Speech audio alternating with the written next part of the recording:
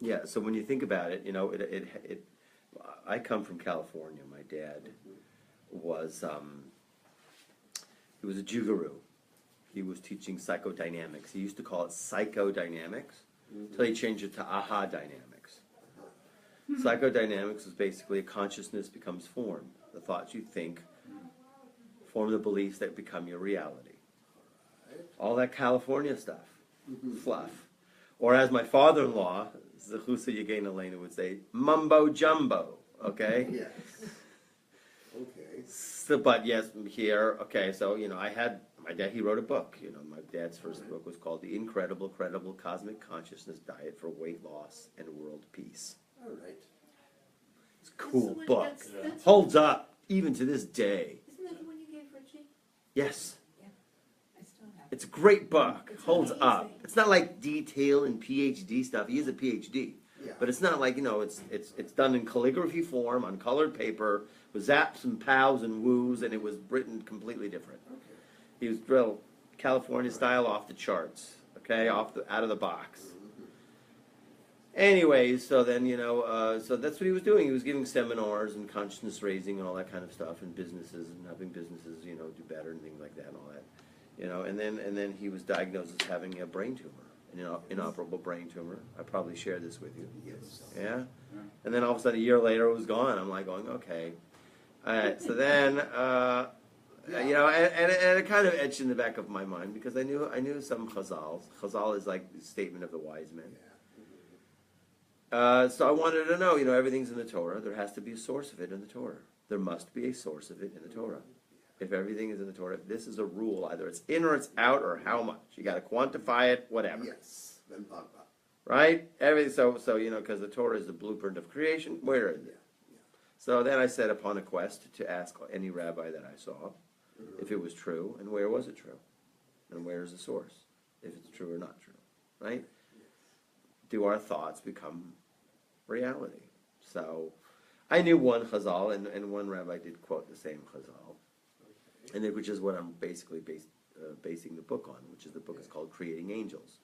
And basically what it has to do with every single thought that you think makes an energy, creates an angel that pulls you to the direction of what it is. And how many thoughts you think a day? You guys should know this number by now. 60,000 thoughts a day, estimated. Some people say 100. In any case, so really, the idea really is to be aware of your thoughts, focus on your thoughts, and the more you focus, then you can bring about whatever it is. And Rabbi Nachman, and I brought a bunch of statements where Rabbi Nachman concurs this. He says you have to be very, very careful with your thoughts. And really that's what Kabbalah is about, because really Kabbalah is about cleansing and aligning our thoughts, which is like what I'm speaking about today. It's going to be very abstract. It's going to be very mathematic. Right. But I'm going to give you a little introduction to where it's going, then it might help.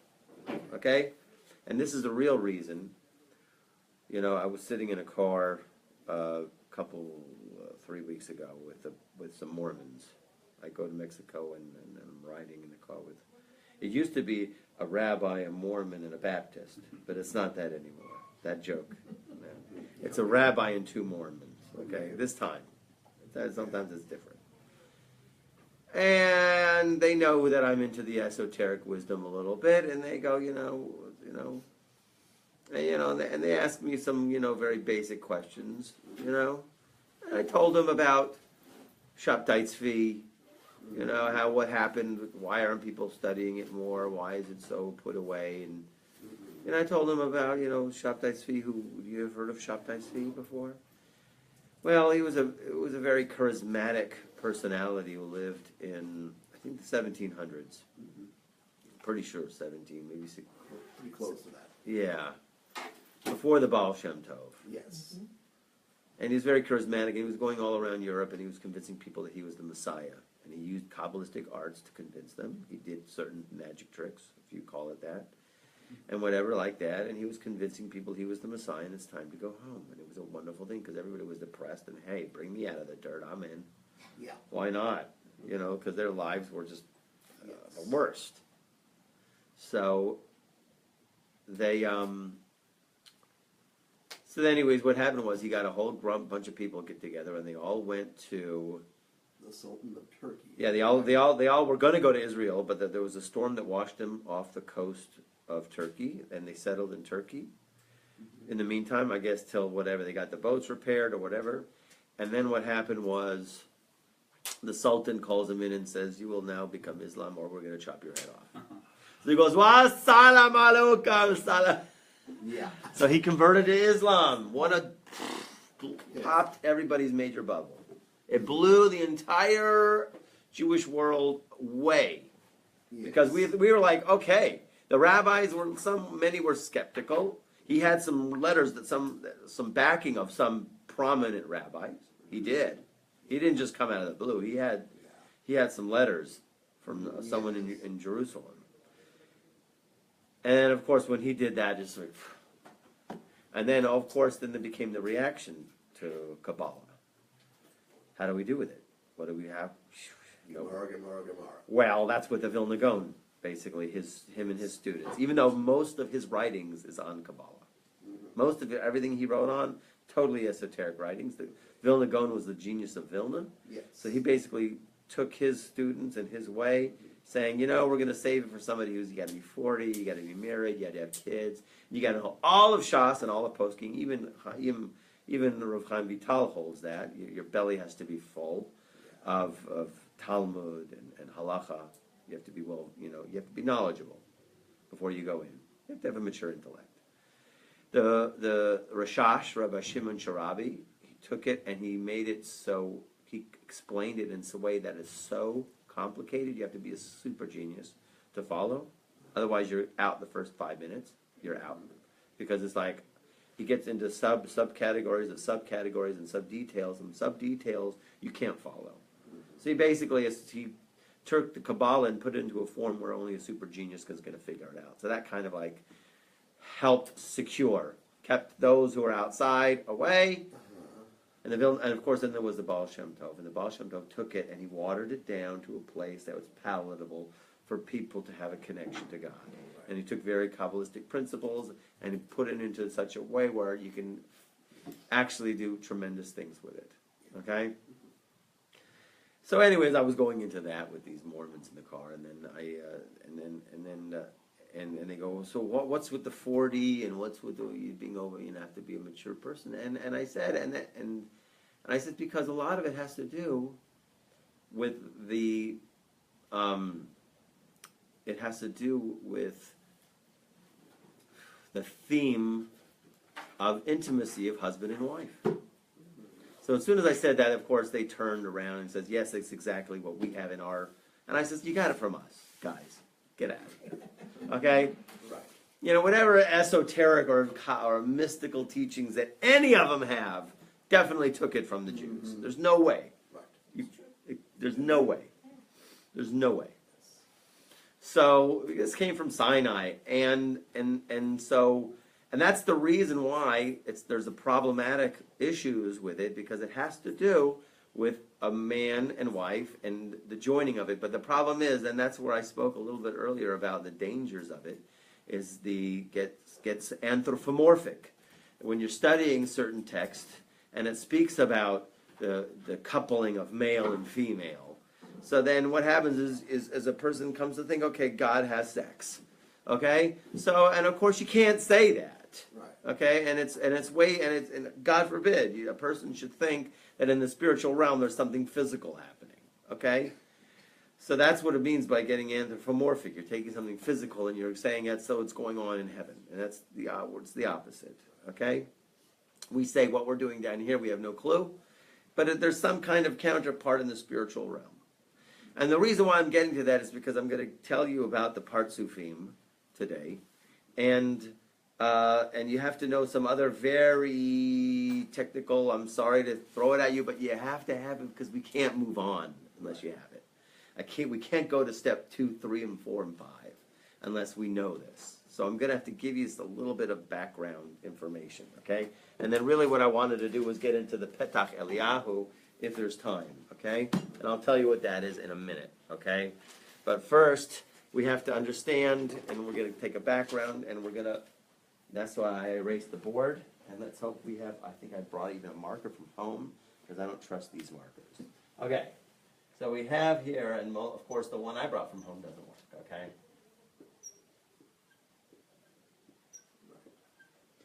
So we have what we have classically known as the 10 Sfirot, okay? Crown, okay? Wisdom. Why don't you just go shut those people up outside? I'm just kidding. Those are Israelis. Okay. Don't mess, okay? Wisdom, we have understanding. Okay, we have kindness. We have power. We have beauty. We have dominance. We have, we call it empathy. We have foundation. And then you have kingdom. Okay, fine. Okay, so we have these 10 Sfirot that we're all familiar with, okay? We've been studying this for quite a long time, or a little bit, actually. That we understand that these are called the mental Sfirot, right? These three basically exist in this is above the mind, this is the left brain, right brain. We spoke about these being the right arm, left arm, the body. This is the right leg, left leg, and this is the sexual organ, and then there's either the crown of the sexual organ or the wife. So in any case, these 10 Sfirot, we spoke about that there was an earlier picture where all of the Sfirot were on a single line, and all of the Sfirot basically didn't have a connection, this one to this one. They were ruled by something else. They each thought that they were the ruler. Each thought, and that's why they were called the seven kings, and that's where we get the idea that we've been speaking about, which is called the shattering of the vessels or the death of the kings. Okay, so then after we had that death of the kings, and the reason why we had that death of the kings was in order to create evil, in order that there should be free will, because in order for there to be real free will, there has to be a creation of evil. Okay. There has to be something that tempts man, okay? There has to be a 50-50. It can't be an easy choice. It has to be real free choice. I'm going to just see if the AC is working. And then if we open that door, then we're really opening ourselves up. I don't know if they fixed it.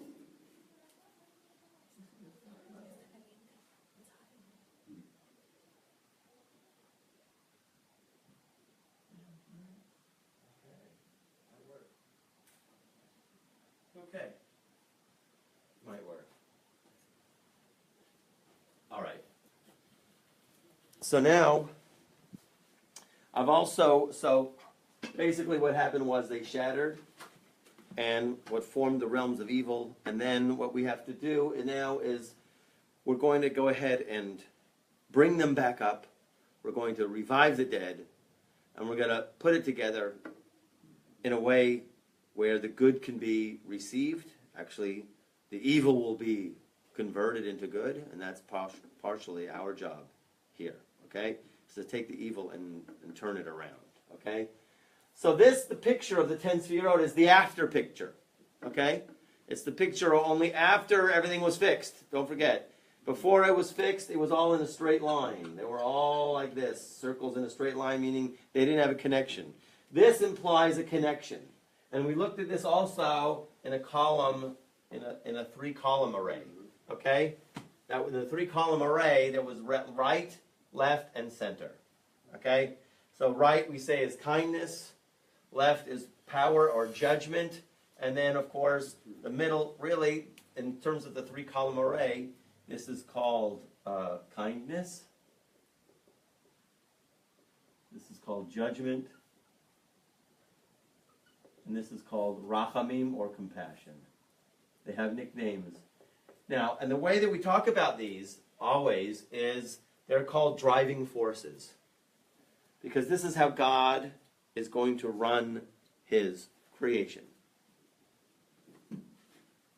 So now when these Sfirot are being resurrected, the broken shatters are being resurrected, so what happens is they convert, actually, and they get new names.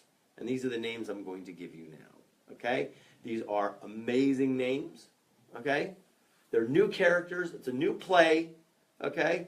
The old characters died and they're being resurrected, but they're going to be new characters and new names. Okay? And the new name, actually, I'm going to tell you, it really breaks down to 5 names. One is called Atik Yomin, which is called ancient, if I spell it right, of days. Yes, work with me here. They're going to be bizarre names, okay? Long face, or what we call Arich Anpin. You have Abba. You have Ima, which means father. Short face. Mother. Actually, something wrong here. Oh, yeah. Then you'll have short face or small face. Oh, small face. Small face. Okay? And then really you have the numbers here are not right. Because really these are into 1. This is 1. This is 2, 3, 4. And 5 is called feminine. Okay? Feminine. Okay? So what happens is these sfirot, they're going to get reconverted. And they're going to get reconverted. And when they get reconverted, they get different names. Okay? Why do I put these two together? Because all of these exist in the mind. More like the mental sfirot. These are also mental sfirot. Okay? But basically these are what we call, we have another name for these. It's called Reisha Delo et Yadad. Reisha Delo et Yadad means the head that cannot be known. Okay? And if you think about it, you could think, where do your thoughts come from? Right? It's called a moach stima, a closed mind. Sometimes thoughts pop into our minds. They come from places beyond. Okay? Okay, so the way that it is broken down is like this. Okay? This crown that becomes resurrected, so to speak, or fixed, consists of these two. In other words, these two, right, are made from crown. Abba, that's this. Ima, or mother, is this. Small face, which we call Zer Anpin. Okay? Small face is from here, here, here, here, here, and here. It's all of these together. So it's really 6 sfirot. Okay? And then feminine is kingdom. So you have new names, new characters. The sfirot convert when they convert, and they're in their fixed state. When they're in their fixed state, they take on a new name. Why do we have to know this? I'll tell you. We'll get to there. But like I say, I told people, we're in the village of the blind here, and I'm going to show you an elephant. But you've never been exposed to an elephant ever. So here you are walking out of your hut, and you're going to experience an elephant, and you're just feeling something, maybe a hard, smooth part, or maybe some, until we rotate the entire, everybody's got to rotate in the village to get a feel for what this thing is, okay? So we're exiting now, and we're starting to get a feel for something. But you have to know these facts, okay? And I'll explain why. Because really what this is going to do is this gets into where is this stuff practical? And really the place where it really is practical is in our prayers. The daily prayer service and the Shabbat prayer service have a lot to do with this. And then why, and to cut to the chase, when we have in our minds, right, the concept or the focus of what we're doing when we're saying certain prayers, then we open up a floodgate of information and energy, which helps us and humanity to become enlightened. So here you are. I should close the door, and those who came are now been recruited on a special task force, if you choose to accept it. Okay? Nobody knows about this. I don't think anybody in Houston studies this okay, where we're going to go. But you have to know the basic codes. You just have to know where you are. And the way my father-in-law looks at it is, it's a map. It's a map. It's a spiritual map. If I talk about Abba, and I say, but let me tell you something really, just the most profound thing. And if you just heard this, it's enough. Okay? Long face, small face, it's all Indian, right? Sounds like, But the idea of small face, which is called Zer Anpin, which comprises these sphero, excluding the feminine sphero, these six. And in relationship to us, we are creations. We're down here in the bottom of the bottom. What's Zer Anpin? Malchut, kingship, I'm trying to figure it out.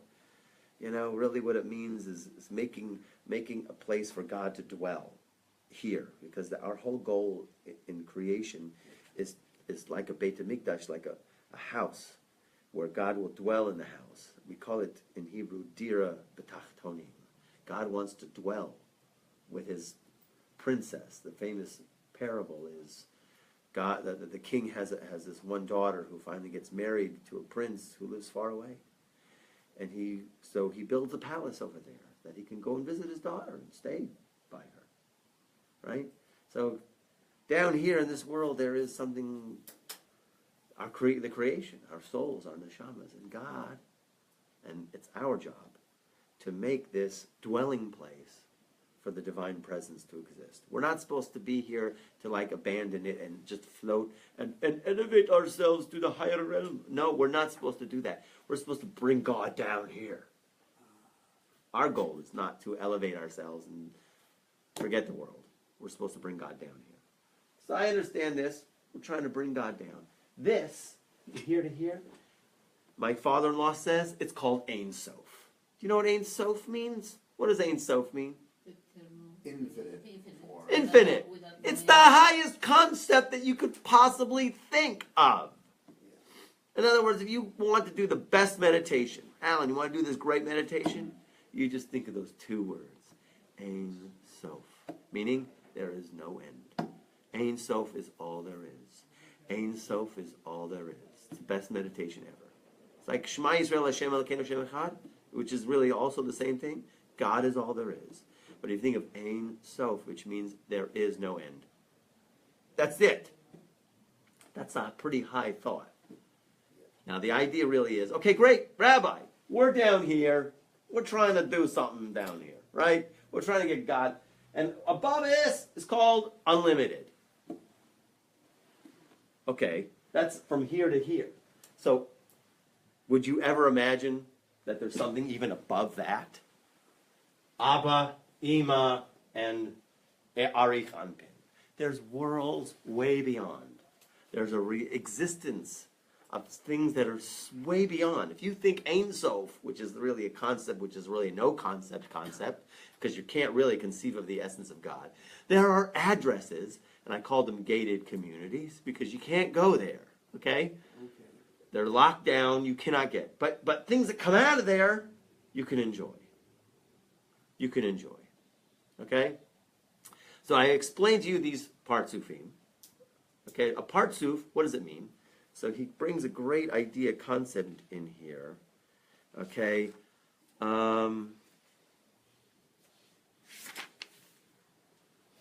Okay. The spiritual parts of the Partzuf are parallel to the parts of the body. This is the way he defines it. A Partzuf literally means like a countenance or a face. And the way it's looked at it's a set of all 10, kind of. In other words, they're all working in unison. Very much like our soul works in unison only when it's in the body. So he brings an example here. Corporeal man was created in character and image, meaning that the body parts were not created at random, rather for a single purpose, which is to worship the Creator. The Creator wanted to make mankind to be able to comprehend him. His parts and their connecting tissue were to be in the character of spiritual man of emanation, a high form, which is this form here. When man fulfills the commandments of the Torah with the intention of worshiping his Creator, And he does it with his thought and speech and action right through the body parts. He brings about a repair to spiritual man. He subjugates himself to the Creator and becomes part of the body in the holy chariot, which is composed of the tzaddikim. Okay, without entering into detailed discussion, we say that spiritual man is a complete unit of guiding power, which is a Partzuf, a joined entity composed of 613 lights, which constitute the essence and root of corporeal man. Sorry, this is not the place. In the body, we distinguish two dimensions, the body and the neshama, which are the internal and the external. And this is true for the Partzuf. The neshama, he brings down, the neshama of the Partzuf, its internal part, is the light of the Ein Sof, and its external parts are the sfirot, and they are the vessels. In other words, this is what it is. He brings in another example, I think somewhere earlier, which is that your body has hearing, and your body has seeing. It's wonderful. The soul can see, the soul can hear. But really, you can't feel the expression of it until the soul is in the body. You can't taste the seeing and hearing of a neshama unless there's the functioning of the ears of the body and the seeing of the eyes and the tasting and the smelling and everything else. What does the body do? The body puts it all together, so to speak, right? The body is able to take those forces and unite them. The body, so to speak, is able to take a Partzuf, takes all of these seemingly separate modes of activity, midot, character traits, and puts them into one unit, one expression. It unifies them. Very much like you are made of body parts. You have a right arm, a left arm, yet they work in unison through the soul. Okay? So we look at the Partzuf basically as the soul. That's the thing that really takes these things and unifies them, that they all work together. Okay? Each one blends into a unified thing. So that is what basically how we explain a Partzuf. It's a unified force that takes different character traits and uses them in perfect unity. The greatest example of that, is Abraham. Abraham and Isaac. Abraham is said to be kindness. Isaac is power or discipline. Abraham was the love guru, the real love guru. God loves you. He loves everybody. God does not want you to sacrifice your child. And that's what they were doing at the time, right? I spoke about that Thursday. They used to if they had the god of Molech. Everybody's doing it. What's wrong? There's a Walmart in every town, right? Everybody was sacrificing their kids to the god of Molech. It was a terrible thing, but it was whatever. People were into it. If you get into, you want to get into the inner chamber, you got to sacrifice your kid, right? So for something, I don't know what was in that inner chamber. And we really have no clue about idolatry these days, because idolatry, the way it was portrayed, that my teachers told me it was like spiritual pornography. I mean, it was they're addicted like heroin. It's in like a heroin addict. It was unbelievable, out of their minds. So, of course, Abraham was the big professor against that. No sacrificing kids. There's no way that God wants you to do that. And then all of a sudden what happens? Go sacrifice your kid. Okay. Now, he didn't ask a question. I heard an amazing for it. When God told him to do that, he did not ask. He didn't say, but, no buts. Never say but in front of God, by the way. Okay? One of my earliest memories. I was a soul in front of the gates in the heavenly court, and then, and then I heard, I don't know what it was said, but I went, but, and then curtain closed, and then I was born. Right? They sent me back down. Thank you. Now I got it. No buts. Okay? It was I think it was, I don't know if it was a real thing, but it was the earliest dream I've ever had. Okay? In any case, so here he was made to sacrifice Isaac, and they say if he would have said something, uttered a prayer of any kind, he would have actually had to do it. But because he took it blindly and just did it, got up early, chopped the wood, we're going. No questions asked, right? No prayer against, no dialogue, but you told me I was going to have a kid. How is that going to work? He didn't do anything, no Jimmy Jammy. If he would have done that, he would have had to have sacrificed it, right? But, of course, he didn't. Went through with it. But, of course, you're talking about a guy who's been professing for a long time.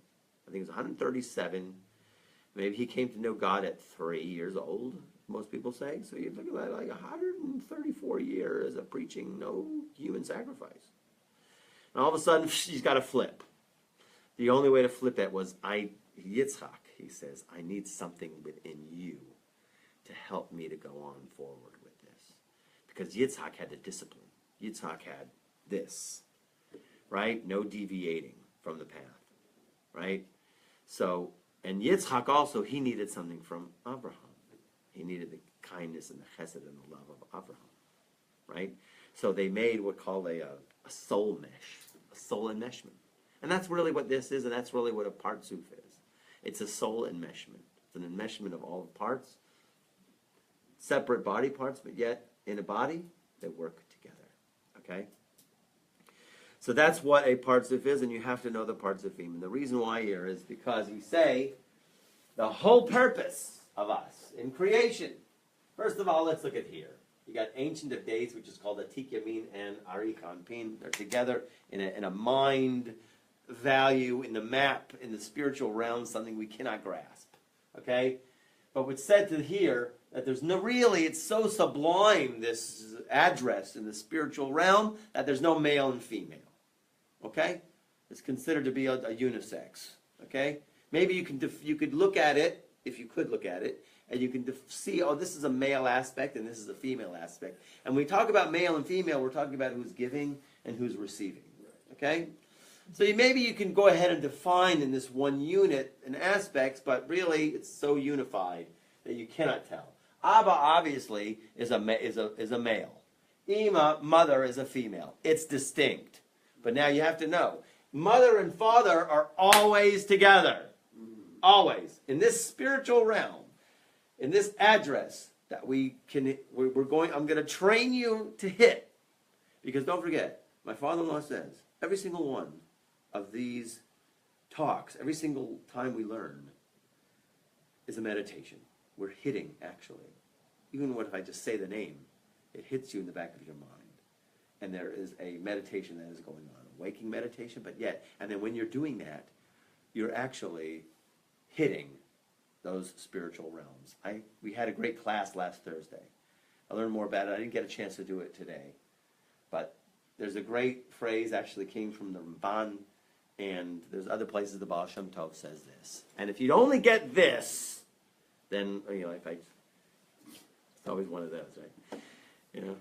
Sometimes the sages of the Zohar, they say, if we only came to hear this, to this world, just to hear what you just said, it would have been enough for us. They say that all the time. So now I forgot what I was going to say. It's very important. It's gonna come. Thursday's class. Oh, thank you. This is a great statement. It is so powerful. Wherever your thoughts are, that's where you are. Wherever your thoughts are, that is where you are. Your physical body could be here. But if your mind is on the Galleria, if you're thinking of the Galleria, that's really where you are. If you're in that shop, Brookstone, I know, you were there 5 minutes ago, right? There was a great story, the Partzufim Rabbi. He goes to this student after they're praying, and he goes to the student after they finish the service. He says, how was Leipzig? Now, Leipzig is what they had the fair in. All people would come to this, once a year, like your flea market, maybe two times a year at the certain town of Leipzig, a huge fair, and everybody would bring their stuff and sell and merchandise and business. And the student says, Rebbe, I've not once in my life ever stepped foot in Leipzig. Why are you asking me that? He says, well, your entire prayer, that's where you were. Through your whole prayer service, that's where you were. Okay? So in other words, wherever your thoughts are, that's where you are. Sounds like another story. Reminds me of a very famous story about somebody might have been a Rebbe, maybe the Baal Shem Tov, after davening whoever goes, Shalom Aleichem, Shalom Aleichem, Shalom Aleichem. I say Shalom Aleichem. You were here, you were in the market, you were with thoughts are, that's where you are. The real story came out when I read it. I read it. I say it all the time to my kids.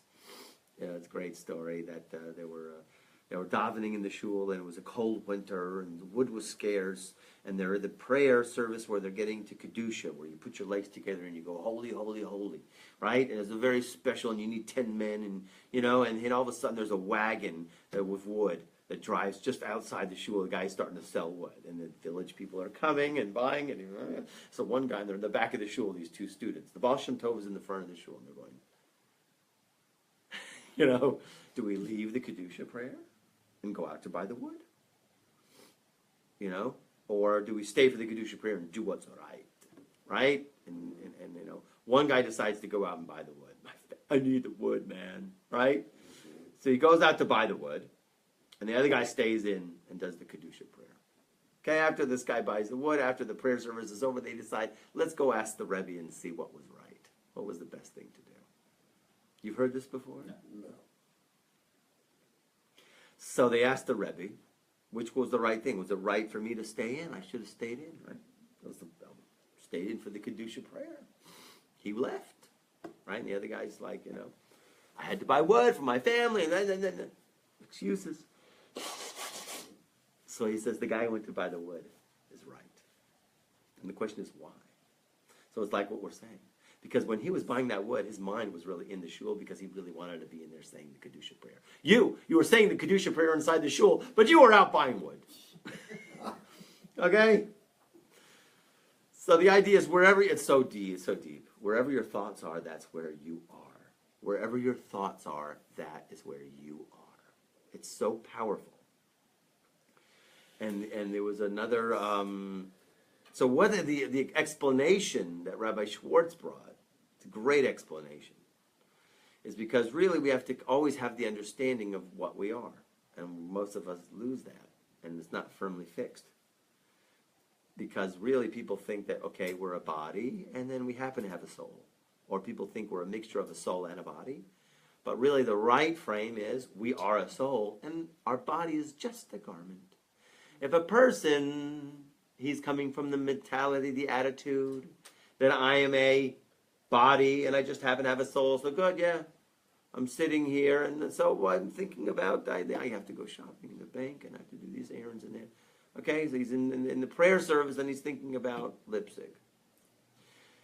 Right? But if a person really knows that he is a soul, and that's the real truth, we are a neshama, and the neshama is so vast and so huge, and the thoughts that we think are the light form of the covering of the garment of the neshama, right?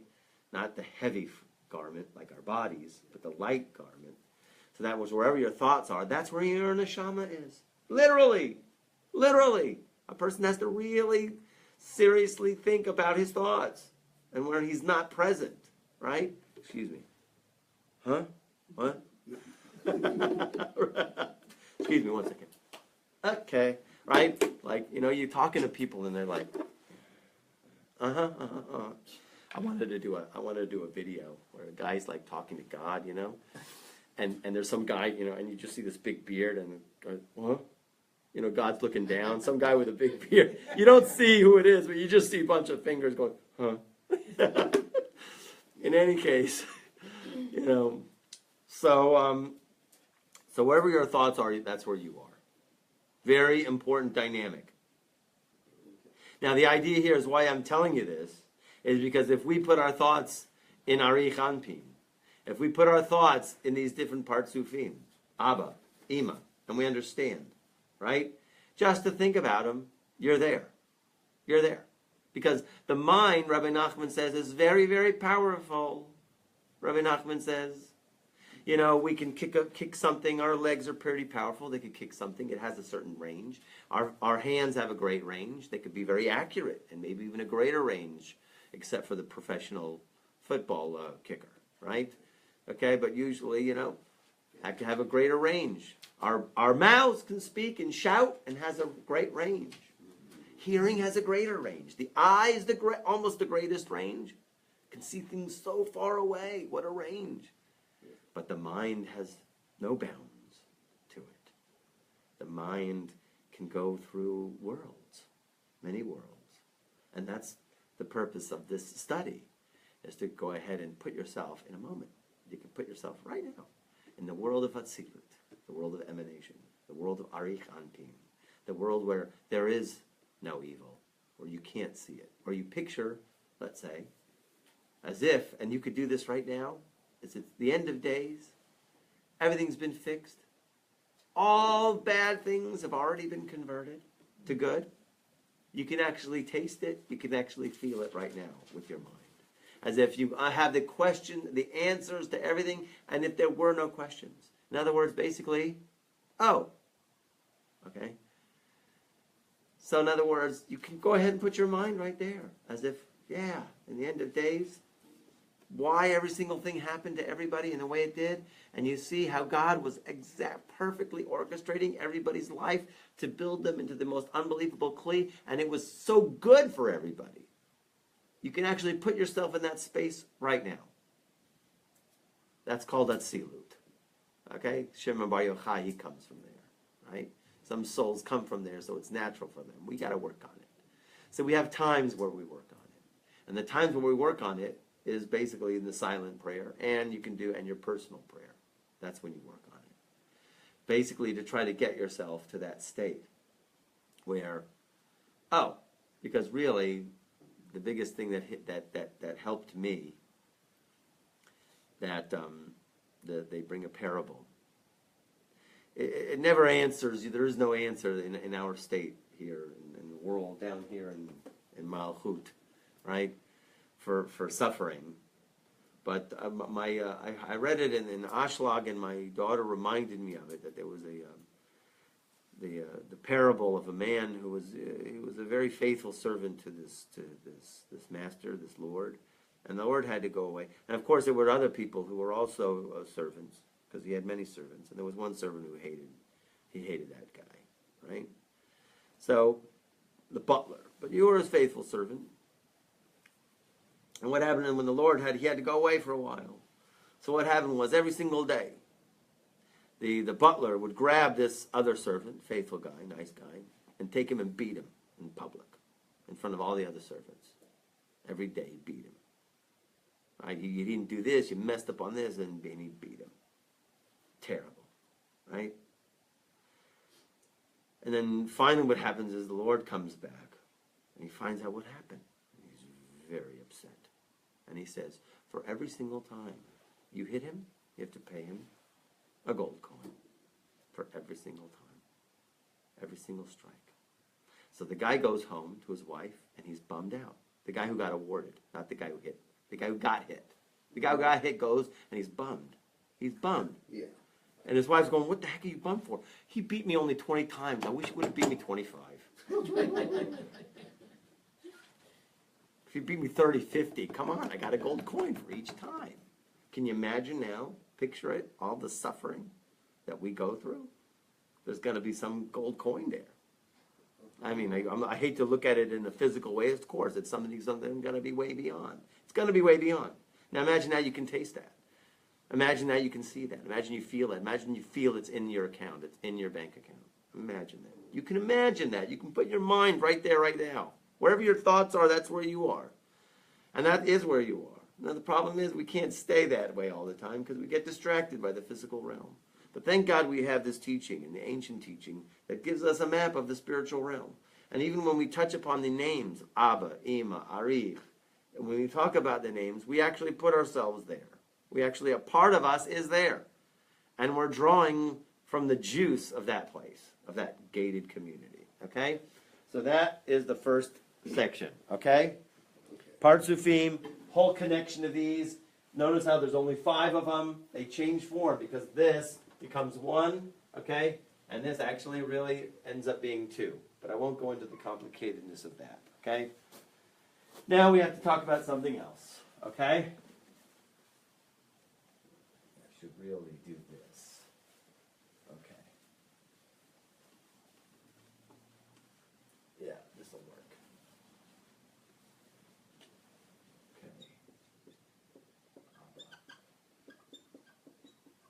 Okay, very important. We have to know our characters. I'm going to introduce you to 4 different characters. It's going to be in Hebrew writing, okay? But you have to know the expansions. They're very important, these expansions. We cannot move without it in this study, okay? Really, it's going to be called the Ab Sagma Ben, okay? Ab is called Ayin. I'll do this in block form, Ab. This is called Sag, Gimel. This is called Ma, and this is called Ben. What do I mean by Ab Sag Ma Ben? Okay? If I take the name of God, the classic name, and I'm going to write it like this, okay? And I take this letter.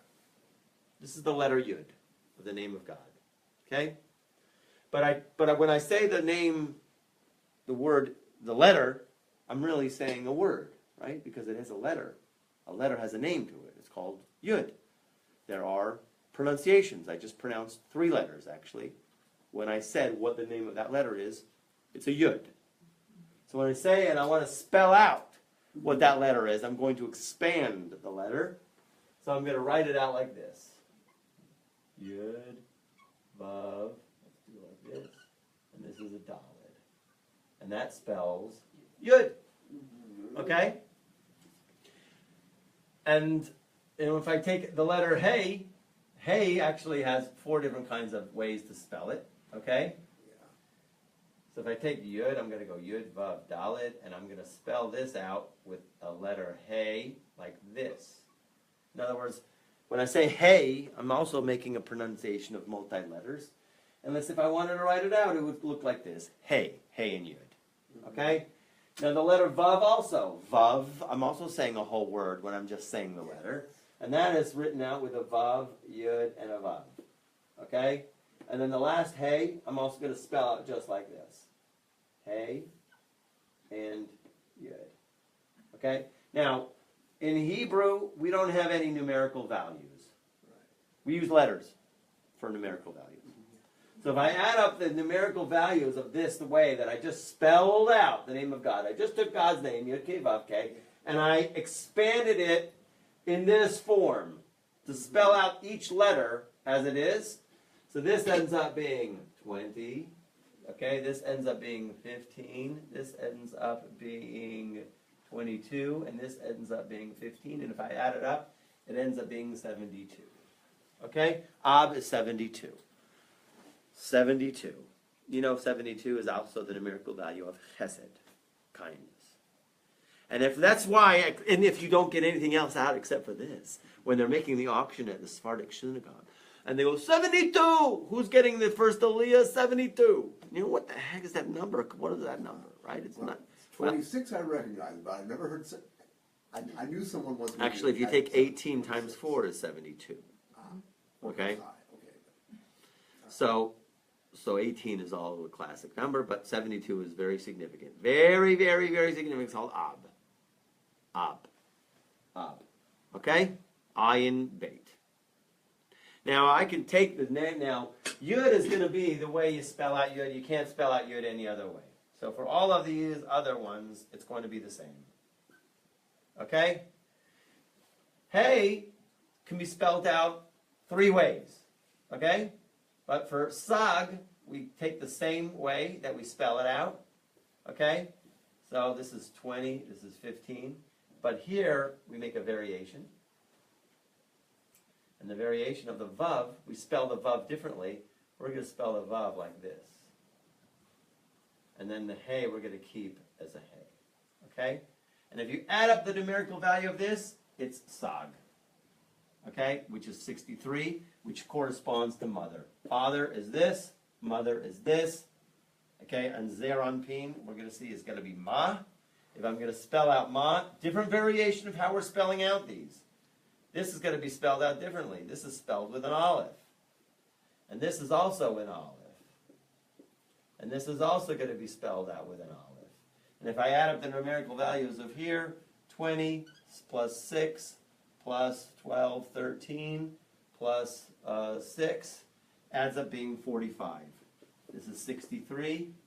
This is 72, 45. And Ben is basically, we're going to spell it completely different. This is the tradition. This is how the Arizal came out with spelling it. Okay? From Moshe from Sinai. And we're going to get into why this is so significant. Okay? But this is how you spell out on the lowest ben, which is 52. Okay? You have to absag ma ben. So I once, my father-in-law, he was making Kiddush, and he was getting into this Kiddush, right? And he was going into the special Kabbalistic intentions, right? And I'm going, what were you doing there? So he says, I was connecting absag. I was in the joining of the absag, right? And I'm like, I had no idea. It was just really new at the time in terms of what he was talking about. But now I have an idea of what he's talking about. And I'll explain, okay? You have to know these, okay? And the one expression which we'll get to, I'm going to help you guys. I'm not going to leave you abandoned, okay? Which is in the prayer service. Our prayer service has 4 parts to it. You're starting with the lowest. When you enter into prayer service, you're starting off saying blessings, which are very basic to the human body. You bless God for that, for the bathroom blessing. You bless God for, for the understanding that you can distinguish between night and day. You bless God, malbish arumim, for the clothes you wear, the shoes on your feet, that there's earth above the waters, right? That you can put on tefillin, or Ozer Yisrael Bigvura, that no matter what, we have an area of strength within us that we can get up in the morning and face our day. All of these are very basic, fundamental, physical blessings, and the Karbonot are also very much the same, and they relate to this. And then you'll go to the next part of the prayer service, and actually this is in the Siddur. Some Siddurim, they actually will have this written out above the page, so that you know where you are, because it's an address, it's a spiritual journey. Every time you daven, you are getting sucked up into the essence, into Atzilut, into the vortex, only to be breathed out again. It's like one Kabbalah said, God has taken a breath, and then he breathes you out. Okay, so you're going into a recreation stage. A recreation, okay? You're going into a place of where you become nullified, okay? As a matter of fact, there's actually a custom in the Vilna Gaon. He says when you enter a synagogue, in one door, and you finish after the prayer service, you should leave another door, because you're not the same person if you prayed right. And if you did a lip service, so then okay, leave the same door, because you're the same guy, right? But really, the idea really is we should be completely different people after we pray. The next stage of Ma is the Psuke de Zimra that relates to the world of Yetzirah, the world of formation. The next stage is the Shema and its blessings that corresponds to that. And finally, when you're in the silent prayer, this is the special Kavanah. When you just meditate on the letters, like I say, wherever your thoughts are, that's where you are. When you even just picture the letters in your mind, you take yourself to a different place instead of Walmart. Okay? So the idea really is of these things. And then there's another one I'll share I'll tell you right now. Another Kavanah, the reason why these letters, they're everywhere. We're gonna see. You're gonna see these characters are going to appear, but I need to introduce you to them first. I'm sorry, it's very abstract. But don't think that you did not get any benefit from it, okay? If you're patient with me, I'm going to show you things, okay? Another fantastic meditation that you can only do on Shabbat is in Birkat HaMazon. Birkat HaMazon has 4 blessings. 4 blessings in the standard grace after meals. And on Shabbat, what we are doing, because through Shabbat, the entire week is blessed. Through Shabbat. And so when you're saying the grace after meals on Shabbat, the first blessing corresponds actually to this name. I saw this in the Ashlag, Haggadah. And then this corresponds to the second blessing, the third blessing, and then the fourth blessing. So when you are actually having that in mind, when you're saying Baruch Atah Hashem, When you say Baruch Atah Hashem, Hazan et Hakol, you think in your mind's eye, Yud, K, Vav, K, with this spelling, with this expansion, right? So then you are actually pushing buttons in a spiritual realm. You're calling in order, right? So For- first bracha is Ab. Av. That's for Shabbat. You can only do this on Shabbos. Shabbat. Only Shabbat. Ab, first blessing. Sag, second, Ma, Ben. Okay? And then, so what it is, and this is really the power of what we talk about, of the Kabbalah, is when you have intentions. You're connected. You're connected to the inner essence of a thing. So then it's abracadabra, in a certain sense. Abracadabra means ebarakadibra.